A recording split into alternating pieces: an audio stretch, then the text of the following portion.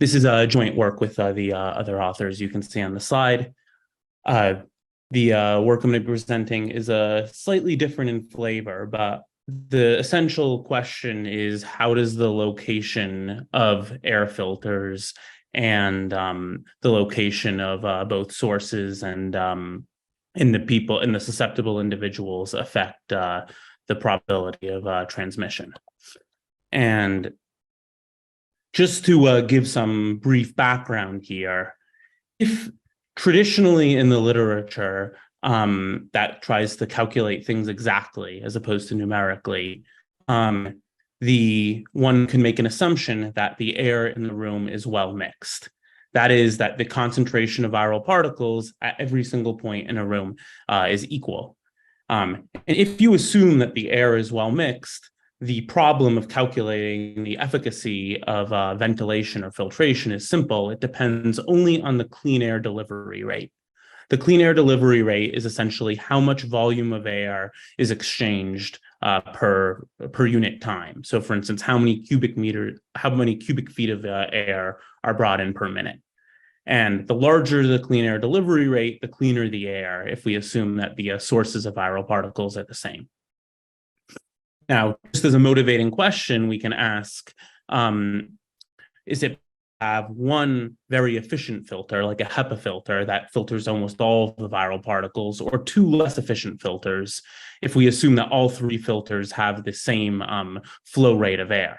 And in this approximation, if you assume the air is well mixed, it's better to have two of the 75% filters, because the filtration efficiency, basically a 75% filter at a certain flow rate is equivalent to bringing in totally fresh air, just 75%, 75% the rate. So the situation, however, changes, or an important question to ask is, what happens if the air in the room is not well mixed?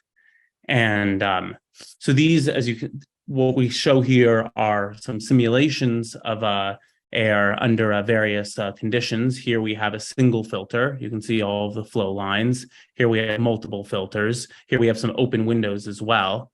And the point is that all three of these actually look similar in essence to this very simple picture where you just have these circular lines rotating around the room.